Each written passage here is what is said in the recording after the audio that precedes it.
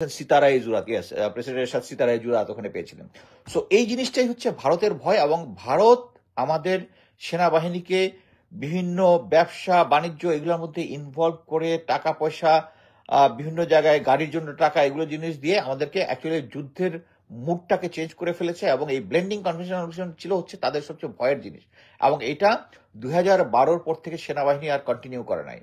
এবং এটা আমাদেরকে এই ডকট্রিনটা ফেরত আনতে হবে। এখন ফেরত কে আনবে? জেনারেল ওয়াকার আনবে? আপনারা যত যাই বলেন, আমি এখনো জানি সে হচ্ছে ভারতের সেবা দাসী। ইন্ডিয়া ভারত মূলত কোন কারণে বাংলাদেশের সেনাবাহিনীকে ভয় পায়? দর্শক, আমরা হয়তো এই কথাটা আমাদের কাছে অবাক লাগে যে ভারত বাংলাদেশের সেনাবাহিনীকে ভয় পায়, কিন্তু আসলেও ভারত বাংলাদেশের সেনাবাহিনীকে বিএসএফকে ভয় পায়। আর সেজন্যই ভারত কিন্তু সীমান্তের ভিতরে বিএসএফ যদি একটু মাথা উঁচু করে দাঁড়ায়, তারা কিন্তু দৌড়ায়া পালায়া যায়। দর্শক, আমরা আলোচনা শুনবো একজন সাবেক সেনা সদস্য আলোচনা করেছেন মূলত কেন বাংলাদেশের সেনাবাহিনীকে ভারত ভয় পায়, এবং আরেকটি আলোচনা শুনবো, এরপর বিস্তারিত কথা বলবো। আপনারা হয়তো এর মতো জেনেছেন যে সীমান্তে ভারতীয়রা বাংলাদেশে একজন কৃষককে ধরে নিয়ে যাওয়ার কারণে তারা সেখান থেকে ভারতীয় আর একজন কৃষককে ধরে নিয়ে আসছিল বাংলাদেশের গ্রামবাসী। সেটা আলোচনা করবো। এর আগে চলুন সেনা আলোচনাটা শুনে আসি।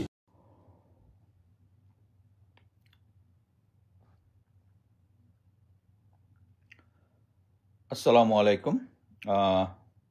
আমি এই লাইভটা করছি, যেটা আমি আগে বলেছিলাম যে বাংলাদেশ সেনাবাহিনীর যে একটা অ্যাডপ্টেড ডক্ট্রিন ছিল, সেটা হচ্ছে ব্লেন্ডিং কনভেনশনাল উইথ আনকনভেনশনাল। এই জিনিসটা যেটা লাস্ট টাইম সেনাবাহিনী এক্সারসাইজ করেছে 2012 সালে, এবং এরপরে এটা আওয়ামী লীগ সরকার বিলুপ্ত করে দিয়েছে।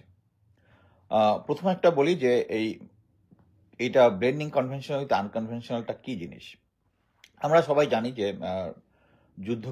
যুদ্ধে কয়েক ধরনের আছে: conventional war, unconventional war, civil war, একটা আছে পিপলস ওয়ার। পিপলস ওয়ারটা চায়না যেটা জাপানের বিরুদ্ধে ব্যবহার করেছিল সেকেন্ড ওয়ার্ল্ড ওয়ারের সময়। আমাদের এই যে ব্লেন্ডিং কনভেনশনাল উইথ আনকনভেনশনাল, এটা যদিও ব্লেন্ডিং কনভেনশনাল আনকনভেনশনাল, বাট এটার সাথে পিপলস ওয়ারের সাথে একটা মিল আছে, আমি ওটা পরে বলবো। সেটা হচ্ছে, প্রথমে আমরা বলি যে 1971-এ যখন আমরা মুক্তিযুদ্ধে ছিলাম, তখন ভারতীয় সেনাবাহিনীকে কিন্তু সম্ভবত এপ্রিল মে এই সময়কাই তারা তাদের তৎকালীন প্রধানমন্ত্রী বলেছিল যে ইন্ডিয়াতে মানে বাংলাদেশে প্রবেশ করার জন্য, তৎকালীন ইস্ট পাকিস্তানে প্রবেশ করার জন্য। তখন মানে এই জিনিসটা আমি কেন জানি, আমরা যখন মিলিটারি একাডেমিতে ছিলাম, তখন আমাদের যে প্লাটুন কমান্ডার, সম্ভবত তৎকালীন মেজর ফারুক, তখন অ্যাপ্রিসিয়েশন জিনিসটা হচ্ছে, আমরা যখন কোনো মিলিটারি ডিসিশন মেকিং প্রসেসে যাই, এখন যেটা এমডিএমপি বলেন, মিলিটারি ডিসিশন মেকিং প্রসেস, এটা আগে ছিল হচ্ছে অ্যাপ্রিসিয়েশন। এই মিলিটারি ডিসিশন মেকিং প্রসেসটা পরবর্তীতে সম্ভবত আফটার 2000 অর সামহার, আমি জাস্ট ডেটটা ভুলে গেছি, বাট আগে আমরা বিএমইতে ছিলাম তখন এমডিএমপি ছিল না, তখন ছিল হচ্ছে অ্যাপ্রিসিয়েশন যখন পড়ায় তখন বলতেছিল যে যখন প্রাইম মিনিস্টার ইন্দিরা গান্ধী যখন জেনারেল মানিক শকে ডাকে, তখন উনি শুধু 2 পাতার একটা অ্যাপ্রিসিয়েশন নিয়ে গেছেন আমাদের অ্যাপ্রিসিয়েশনের গুরুত্ব বোঝানোর জন্য। এবং অ্যাপ্রিসিয়েশনে কি ছিল যে ওখানে ইন্দিরা গান্ধীকে উনি বুঝিয়েছেন।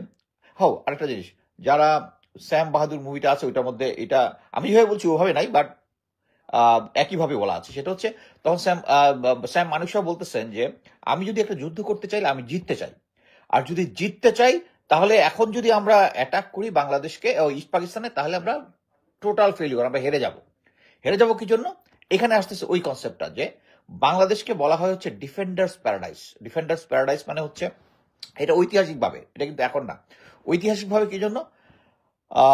যুগে যুগে পৃথিবীতে আমরা সবাই জানি আলেকজান্ডার এদিকে এসেছিল। আলেকজান্ডার কিন্তু এদিকে এসে তাদের রেকি পার্টি এসে বলে দিচ্ছে যে তাদের বাংলাদেশ তারা অ্যাটাক করলেও জিততে পারবে না, তাদের অনেক সাফারিংস হবে। কি জন্য? কারণ এই দেশ 12 মাসের মধ্যে 8 থেকে 10 মাসই থাকে হচ্ছে পানির নিচে। সো ক্যাভেলারি চার্জ তারা করতে পারবে না। আধুনিক যুগে সেম জিনিস।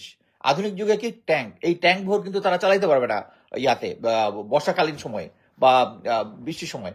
সো এই জিনিসটাই মানিক শাহ বুঝিয়েছিল যে আমরা যদি এখন অ্যাটাক করি তাহলে এটা হবে টোটাল ডিজাস্টার। তারপরে আরো এখানে কনসেপ্ট ছিল যে তারা ইচ্ছা করলেই তাদের সমস্ত ফোর্স অ্যাকচুয়ালি বা ইস্ট পাকিস্তানের বর্ডার আনতে পারবে না, তাদেরকে ওয়েস্ট পাকিস্তান থ্রেটটা দেখতে হবে, চায়না বর্ডার দেখতে হবে। সো এটার পরে মানে এটার ফাইনাল ডিসিশন হচ্ছে একটাই, যে বাংলাদেশকে অ্যাটাক করতে হলে করতে হবে একটা অনলি 2 মাস যে শীতকাল আছে ওইটার মধ্যে, এবং ওই শীতকাল সময়ের মধ্যে যদি তারা সম্পূর্ণভাবে এই বাংলাদেশকে বা ইস্ট পাকিস্তানকে পরাজিত করতে না পারে, তাহলে এটা আবার আবার বর্ষাতে চলে যাবে, তখন একটা লং ইয়া হবে। এখন আমাদের পয়েন্ট অফ ভিউতে যেটা সেটা হচ্ছে, এবং এই কারণে কিন্তু মানিকশ ডিসিশনটা নিয়েছিলেন যে তারা ডিসেম্বরের আগে কোনো অ্যাটাক করবেন না। আচ্ছা, এখানে আসি। এখন এই ডিফেন্স আমরা আমাদের যে ডিফেন্স যেভাবে সাজিয়েছি সেটা হচ্ছে, আমাদের চতুর্দিকে আছে ভারত আছে, মায়ানমার আছে। এর আগে আমি উলফল্যান্ড ট্যাকটিক্স নিয়ে কথা বলেছি। এই জায়গাটার মধ্যে যেটা হবে সেটা হচ্ছে, যদি ভারত আমাদের সাথে কোনোভাবেই যুদ্ধে জড়িয়ে যায়, একটা ফুল ফ্লেজেড যুদ্ধে জড়িয়ে যেতে হলে যদি যুদ্ধের ঘোষণা থেকে এবং আমাদের বর্ডার পর্যন্ত তাদের ট্রুপস আনতে অ্যাজিউম করা হয় যে অ্যাটলিস্ট 1 মাস সময় লাগবে। এই 1 মাস সময়ের মধ্যে আমাদের ডিফেন্স প্রিপেয়ার হয়ে যেতে পারে। তারপরও ধরে নিলাম যে ভারত যেহেতু আমাদের মিলিটারি কম্পেয়ার করলে তাদের মিলিটারি যেহেতু অনেক সুপিরিয়র সংখ্যায়, আমি বলতেছি সংখ্যায়, তাহলে আমরা তাদের সাথে হয়তোবা শেষ পর্যন্ত পেরে উঠব না। হয়তো আমরা 2 থেকে 3 মাস তাদেরকে সাস্টেইন করতে পারবো। 2 থেকে 3 মাস পরে কি হবে? সো আমরা বাঙালি জাতি তো মাথা নোয়াবো না, যেটা আবু সাইদ এই বিপ্লবের সময় দেখিয়েছে, মুক্তিযোদ্ধারা 71-এ দেখিয়েছে, সেম। সো বাংলাদেশ আর্মি যে প্ল্যানটা অ্যাডপ্ট করেছে ডক্ট্রিন হিসাবে, এটা প্রথমে করেছিল 1993। তখন থেকে আমরা সামার কালেকটিভ, যেটা আনকনভেনশনাল ওয়ারের প্র্যাকটিস, এবং উইন্টার কালেকটিভ ডিসেম্বরে যেটা আমরা করি, শীতকালীন যৌথ প্রশিক্ষণ, যেটা কনভেনশনাল ওয়ারফেয়ার। সো এটা পরবর্তীতে 95-এ অফিসিয়ালি এক্সারসাইজ শুরু হলো, এবং শেষের দিকে এটা নিয়ে একটা ডক্ট্রিন আকারে আমরা প্রেসি প্যাম্পলেট হিসেবে আমরা ব্যবহার করা শুরু করলাম। এবং এটার মেইন কারণ হচ্ছে যে এই কনভেনশনাল আনকনভেনশনাল মেইন জিনিস হচ্ছে, আমরা যখন 2 থেকে 3 মাস যদি একটা ফুল ফ্লেজেড ওয়ারে যাই ভারতের সাথে, আমরা যদি তখন তাদের সাথে যদি পেরে না উঠি, তখন আমরা তাদেরকে অ্যালাউ করব আমাদের দেশে ঢুকে পড়ার জন্য। That's the concept of people's army. এবং আমরা আমাদের যে মেইন হেভি ওয়েপন যেগুলো আছে, এগুলা ক্যাশে করে ফেলবো। ক্যাশে মানে ওগুলা লুকিয়ে ফেলবো, আন্ডারগ্রাউন্ড করে ফেলবো, করে আমরা আনকনভেনশনাল ওয়ারে চলে যাব। তার মানে হচ্ছে, এবং এই আনকনভেনশনাল ওয়ারে আমাদের সাথে আমাদের যে 18 থেকে 20 কোটি জনতা আছে, এটার মধ্যে ইন্দাজ হবে। এবং এইটার জন্য প্রতিটা উইন্টার কালেকটিভ এক্সারসাইজে কিন্তু আমরা আমাদের যে আনসার বাহিনী আছে, তারপর ভলেন্টিয়ার আছে, এদেরকে কিন্তু আমরা এটার মধ্যে সম্পৃক্ত করি, এবং এটার মাধ্যমে তাদেরকেও ট্রেনিং করা হয়। আমরা জানি যে বিএনসিসিরা যারা ভলেন্টিয়ার, বিএনসিসি তাদেরকে কিন্তু অস্ত্র প্রশিক্ষণ দেওয়া হয়। সো এটাই হচ্ছে ভারতের সবচেয়ে ভয়ের বিষয়, যে আমরা আমাদের সিভিলিয়ান পপুলেশনকে আমাদের মিলিটারি ডক্ট্রিনের মধ্যে সংযুক্ত করে ফেলতেছি। এবং ফাইনালি যদি যুদ্ধ হয়, আমরা কিন্তু আনসার বাহিনীকে আমাদের কমপ্লিট ইউনিফর্ম সাপ্লাই দেবো। It is written in the doctrine. So এই ডক্ট্রিনটাই হচ্ছে ভারতের একটা ভয়, যে আমরা যদি এই টোটাল ওয়ার কনসেপ্টটা, মানে আমাদের মধ্যে যেটা হচ্ছে, আমরা তাদের কাছে কখনো সারেন্ডার মাথা নত করবো না, এবং এটা শেষ পর্যন্ত যুদ্ধটা চলে যাবে। এবং ওরা ভালো মতো জানে, যদি এই 2 মাসের মধ্যে, এই উইন্টারের 2 মাসের মধ্যে যদি তারা কোনো ফুল সাকসেস না পায়, ইট উইল কন্টিনিউ। আর আমাদের যে স্ট্রেংথ আছে, ওই 2 মাসের মধ্যে আমাদেরকে দখল করে ফেলবে, এটা সম্ভব না। 1971 যদি বলেন, 1971-এ কি হয়েছে? ওই সামজুর একটা কথা আছে, if you know your self and know your enemy, you can defeat hundreds of your enemies. সোজা যায়, এই ধরনের একটা কথা বলছে, আমি এক্সাক্ট কথাটা মনে নাই। বাট জিনিসটা হচ্ছে, এখানে 71-এ যেটা হয়েছে, তারা আমাদের মুক্তিযোদ্ধাদের মাধ্যমে তারা একদম অলি গলির খবর চবর, কোন জায়গায় কয়টা ট্রেঞ্চ আছে, ট্রেঞ্চের মধ্যে একজন থাকে না 2জন থাকে, এটার মধ্যে এলএমজি আছে নাকি রাইফেল আছে, এই এত ডিটেলস আমরা ওদেরকে জানিয়েছি। যার ফলে তারা আর্টিলারি পিন পয়েন্ট ভাবে তাদেরকে ইন্ডিয়া পাকিস্তানে যে ইস্ট পাকিস্তানে যারা পজিশন ছিল, তাদের পজিশনকে নিউট্রালাইজ করতে পারছে।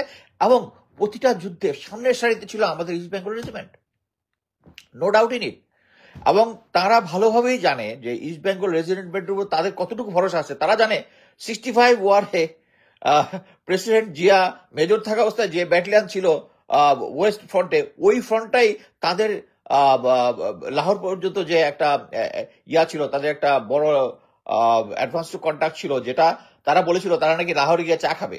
ওটা থামিয়ে দিয়েছিল আমাদের ইস্ট বেঙ্গল রেজিমেন্ট। ওই ব্যাটালিয়নে ছিল প্রেসিডেন্ট জিয়া, এবং তিনি কিন্তু এটার জন্য সিতারে জুরাত বা একটা পদক পেয়েছিলেন। সো ওই স্ট্রেংথে, ওই ইস্ট বেঙ্গলের স্ট্রেংথে ভারত এসে পাকিস্তানিদেরকে ডিফিট করেছিল। সো তারা ভালোভাবেই জানে যে আমরা এই conventional with unconventional, blending conventional with unconventional, এটা যদি আমরা অ্যাডপ্ট করি এবং আমাদের যে 18 থেকে 20 কোটি জনতা যদি এটার মধ্যে এনগ্রাফ হয়, তাহলে কিন্তু তাদের কোনো সুযোগই নেই। তারা যেটা হবে, তাদের অ্যাট্রেশন হবে। অ্যাট্রেশন মানে হচ্ছে ধীরে ধীরে তারা কমপ্লিট জয় কখনো করতে পারবে না। এবং আমাদের ডক্ট্রিনটাই হচ্ছে মাথা না নোয়ানো, মানে শেষ পর্যন্ত আমরা ফাইট করে যাব। তোমরা আমাদের দেশ, তোমাদের যে সুপিরিয়র স্ট্রেংথ আছে করতে পারো, কিন্তু আমাদেরকে ইয়ে করো। এইটাই হচ্ছে সবচেয়ে ভয়। এবং এই ডক্ট্রিনটা লাস্ট বাংলাদেশ আর্মি এক্সারসাইজ করেছে 2012-এ, এটা আওয়ামী লীগের সময়, এবং এরপর থেকে এই জিনিসটা আর দেখায় নাই। তখন ডাইরেক্টর মিলিটারি ট্রেনিং ছিল হচ্ছে জেনারেল শফিউদ্দিন, এবং পরবর্তীতে এইগুলা কন্টিনিউ না করেই উনি পরবর্তীতে সেনাপ্রধান হয়েছেন। সো এটাই হচ্ছে সবচেয়ে ডেঞ্জারাস জিনিস। একটা জিনিস আমি বলতে পারি যে আমি ইন্ডিয়ান আর্মির সাথে, ইন্ডিয়ান স্পেশাল ফোর্সের সাথে এক্সারসাইজ করেছি, এটা নিয়ে আমার লেখা আছে। We are much more far better then them, আমি ওটাকে গ্যারান্টি দিয়ে বলতে পারি। এবং এটা হচ্ছে ইটস নট, আমাদের আর্মিতে একটা কথা আছে, it's not the man, it's not the man behind the gun importance. এখন একটা জিনিস দেখেন, ওরা এত পাকিস্তানের স্ট্রেংথ ওদের থেকে কম, হ্যাঁ, বা যদি মিলিটারি গ্রাফ দেখেন, কিন্তু দেখেন ওদের JF-7 দিয়ে কিন্তু ওদের মিগ-21 তাদেরকে ড্রপ করে দিছে কিন্তু। এবং তারা এটা নিয়ে প্রোপাগান্ডা চালাইছে, এটা ওদের F-16 ব্যবহার করছে, বাট পরবর্তীতে আমেরিকানরা গেছে, গিয়ে দেখছে F-16 এর কাউন্ট সব ঠিক আছে। হ্যাঁ, একজন লিখছেন সিতারাই জুরাত, ইয়েস, প্রেসিডেন্ট এরশাদ সিতারাই জুরাত ওখানে পেয়েছিলেন। সো এই জিনিসটাই হচ্ছে ভারতের ভয়। এবং ভারত আমাদের সেনাবাহিনীকে বিভিন্ন ব্যবসা বাণিজ্য এগুলোর মধ্যে ইনভলভ করে টাকা পয়সা, বিভিন্ন জায়গায় গাড়ির জন্য টাকা, এগুলো জিনিস দিয়ে আমাদেরকে অ্যাকচুয়ালি যুদ্ধের মুডটাকে চেঞ্জ করে ফেলেছে। এবং এই ব্লেন্ডিং কনভেনশন ছিল হচ্ছে তাদের সবচেয়ে ভয়ের জিনিস। এবং এটা 2012-র পর থেকে সেনাবাহিনী আর কন্টিনিউ করে নাই। এবং এটা আমাদেরকে এই ডকট্রিনটা ফেরত আনতে হবে। এখন ফেরত কে আনবে? জেনারেল ওয়াকার আনবে? আপনারা যত যাই বলেন, আমি এখনো জানি সে হচ্ছে ভারতের সেবাদাসী, ইন্ডিয়ার সেবাদাসী, এবং ইন্ডিয়ার অ্যাপ্রুভালেই উনি হয়েছে। এবং শেখ হাসিনার কথা মতো এখন পর্যন্ত চলতেছে। এবং এখন পর্যন্ত উনি তার মেইন মাইট যেগুলো আছে, 9 ডিবির GOC, বিজিবি, আপনারা বিজিবিতে অনেক কথাবার্তা শুনেছেন, চাঁপাইনবাবগঞ্জের বর্ডারে, এগুলোতে দেখবেন, এগুলোতে কিন্তু কোনো ক্যাজুয়ালিটি নেই, মানুষকে মারা যায় নাই, কিন্তু কোনো ক্যাজুয়ালিটি নেই। এগুলো হচ্ছে নিজেদের মধ্যে খেলা হচ্ছে, খেলা দিয়ে এটা মিডিয়া আগের থেকে বলে একটা মিডিয়া হাইপ তোলার চেষ্টা করা হচ্ছে। ক্লিয়ার। সো আমাদেরকে এই সেনাবাহিনীর ব্লেন্ডিং কনভেনশনাল উইথ আনকনভেনশনাল যেটা আছে, এই ট্রেনিংটা আমাদেরকে ফেরত আনতে হবে। এবং আমরা যত রিফর্মই করি, একটা হচ্ছে প্রথম হচ্ছে উলফ প্ল্যান, যেটা নিয়ে আমি আগে কথা বলেছি, আর এটা হচ্ছে ব্লেন্ডিং কনভেনশনাল উইথ আনকনভেনশনাল। এটাতে প্রতিটা এক্সারসাইজে যেটা হবে, শীতকালীন এক্সারসাইজে কিন্তু আমরা একটা সামার কালেক্টিভের সময়, একটা বৃষ্টির সময় আমরা একটা আনকনভেনশনাল, প্রতিটা ইউনিট, সেনাবাহিনীর প্রতিটা ইউনিট সবাই গ্রাউন্ডে চলে যায় এবং এটা নিয়ে ট্রেনিং করে। তার পরবর্তীতে উইন্টার কালেক্টিভের সময় আমরা বিজিবি, আনসার, ইভেন BNCC এদেরকে আমরা এটার সাথে সম্পৃক্ত করি, পিপলস ওয়ার যেটা ফাইনালি যেটা হবে ওইটা কনসেপ্ট করার জন্য। এবং আমি লাস্ট আমার নিজের এক্সপিরিয়েন্স হচ্ছে 2012 সালে আমি যখন সিও প্যারাকমান্ডো ব্যাটালিয়ন ছিলাম, আমাদের তখন একটা ব্যাটালিয়ন, তখন ডাইরেক্টর মিলিটারি অপারেশন ছিল ব্রিগেডিয়ার জেনারেল হুমায়ুন, পরবর্তীতে মেজর জেনারেল হিসেবে রিটায়ার করেছেন। উনি তখন আমাদের একটা গ্রুপকে সিলেট দিয়ে আনকনভেনশনাল রুটে, যেটা 71-এর সময় আমরা 1-1 কমিউনিকেশন জোন জানতাম, এটার সাথে একটা লিঙ্ক আপ করার জন্য আমরা একটা বড় পার্টি পাঠিয়েছিলাম ওখানে। 2টা কোম্পানি, আমার যদুর মনে পড়ে, 2টা কোম্পানি পাঠিয়েছিলাম ওখানে।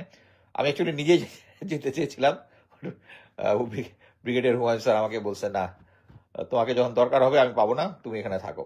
সো এটাই যে এই জিনিসটা হচ্ছে ব্লেন্ডিং কনভেনশনাল উইথ আনকনভেনশনাল। এই জিনিসটাতে আমরা যখনই সেট হব, তখনই এটা হচ্ছে ভারতের ভয়ের কারণ, এবং ভয়ের কারণেই এই জিনিসটা ডিসকন্টিনিউ করা হয়েছিল। আমরা চাই বাংলাদেশ সেনাবাহিনী এই blending conventional with unconventional plus, আমি যেটা বলেছি যে এটার কনসেপ্ট অনেকটা পিপলস আর্মির মতো, এটা ফেরত আনতে হবে। আচ্ছা, আমি যদি কোনো কোশ্চেন নেই, ট্রেনিং আন্ডার জেনারেল পপুলেশনকে আর্মি ট্রেনিং এর আন্ডারে নিয়ে আসলার ব্যাপারটা আপনাদের মতো সিনিয়রদের বেশি বেশি প্রচারণা করা উচিত। হ্যাঁ, অ্যাকচুয়ালি আমি এটাই করতেছি। এটা বুঝতে হবে যে এখন যদি আমরা ভারতের সাথে একটা যুদ্ধে চলে যাই, তাহলে কি হবে? আমি দেশে ফেরত যাব, আমি হয়তো ফ্রন্ট লাইনে আমাকে পাঠাইতে পারে, অথবা অ্যাডভাইজারি পাঠাইতে পারে, অথবা এই সিভিলিয়ানদেরকে ট্রেনিং দেওয়ার জন্য যারা সিভিলিয়ান থাকবে তাদেরকে ট্রেনিং দেওয়ার জন্য আমাদেরকে নিয়োগ করতে হবে। এইটাই হচ্ছে পিপলস ওয়ার, যে আমাদের রিটায়ারমেন্ট থেকে শুরু করে মানে যারা ফ্রন্ট লাইনে যুদ্ধ করবে, হ্যাঁ আমরা আমাদের এখন বয়স হয়ে গেছে, নাও পাঠাতে পারে, স্পেশাল ফোর্সে অ্যাডভাইজার হিসেবে রাখতে পারে যেহেতু ছিলাম, বাট আমাদের এই রিটায়ারমেন্ট ফোর্সটা তখন আমরা চলে যাব ম্যাক্সিমাম এই আমাদের সিভিলিয়ানদেরকে ট্রেনিং দেওয়ার জন্য। সো এটাই হচ্ছে কনসেপ্ট, এবং আশা করি বাংলাদেশ সেনাবাহিনী এই উলফ্ল্যান ডকট্রিন এবং এই ব্লেন্ডিং কনভেনশনটাকে আবার ফেরত নিয়ে আসবে। ধন্যবাদ। সবাই সেনা সদস্যের আলোচনা শুনেছেন, শুনে বুঝতে পেরেছেন যে ভারত আসলে কেন ভয় পায়। ভারত হচ্ছে একটা, আমি বলবো অত শক্তি আছে কিন্তু আসলে সাহস নাই। বাংলাদেশের মানুষের শক্তি হয়তো বা নাই, সামরিক শক্তি কম কিন্তু সাহস আছে। আপনারা দেখেছেন, নিউজটা শুরুতে বলেছিলাম যে বাংলাদেশে একজন কৃষককে ধরে নিয়ে যাওয়ার কারণে বাংলাদেশের গ্রামবাসীরা যা ভারতীয় একজনকে ধরে নিয়ে আসছে। মানে বিষয়টা মানে কতটা আপনি কতটা সাহসের একটা কাজ এটা। ভারতকে বুঝিয়ে দিয়েছে যে আমরা আসলেও ভারতকে ভয় পাই না, ভারতের এই শক্তি দেখায়, ভারতের এই অস্ত্র, ভারতের এই গোলাবারুদ, আমরা এগুলো ভয় পাই না। আমরা দাও কাছে নিয়ে যদি যুদ্ধ লাগে আমরা সেই যুদ্ধ করব এবং আমরা জয়লাভও করবো। আমরা সেটা 71 সালে প্রমাণ করেছি। 71 সালে কিন্তু এই দাও কাছে কোরাল দিয়েই গ্রামের মানুষগুলো যুদ্ধে জয়লাভ করেছিল। তো ভারত বাংলাদেশকে ভয় পাবে, এটি স্বাভাবিক। কারণ ভারত হচ্ছে এমন একটা দেশ, যে দেশ মূলত আসলেও মানে তাদের কোনো নিজস্ব যে একটা শক্তি আছে বলে আমার মনে হয়, নিজস্ব কোনো নাই। মানে যখন যেটা প্রয়োজন তখন সেটাই করতেছে, এটাই হচ্ছে ভারত। আর তারা আমাদেরকে কেন ভয় পাবে না, কারণ হচ্ছে আমাদের বাংলাদেশের মানুষ তারা জানে যে ভারত একটা হচ্ছে মানে হিন্দু রাষ্ট্র এবং মুসলিম বিদ্বেষী রাষ্ট্র। এই রাষ্ট্রের বিরুদ্ধে যুদ্ধ বাংলাদেশের মানুষের লাগে, বাংলাদেশের মানুষ লঙ্গি বেঁধে গামছা বেঁধে যুদ্ধে নেমে পড়বে ভারতের বিরুদ্ধে, এবং 1 ইঞ্চি মাটি বাংলাদেশের মানুষ ভারতকে দিবে না। ভারত আমাদেরকে ভয় পাবে ইনশাল্লাহ যদি আমাদের এই যে 16 বছর যেই নতজানু পররাষ্ট্রনীতি ছিল এবং ভারতকে বিলিয়ে দেওয়ার যেই সংস্কৃতি ছিল, যদি এটা না থাকতো তাহলে ভারত আমাদেরকে আজরায়েলের মতো ভয় পাইতো। এই 6 মাসে কিছু প্রতিবাদ করার কারণে, ইউনূস সরকার কিছু জবাব দেওয়ার কারণে 6 মাসে ভারত যেই শিক্ষা আমাদের কাছ থেকে পেয়েছে, যদি 17 বছর আমরা সেই শিক্ষা দিতে পারতাম তাহলে ভারত আর আমাদের ওপর মাথা উঁচু করে কথা বলতো না, বরং আমাদের কাছে এসে স্যারেন্ডার করতো যে হুজুর আমাদেরকে মাফ করে দেন। এমন অবস্থা হতো।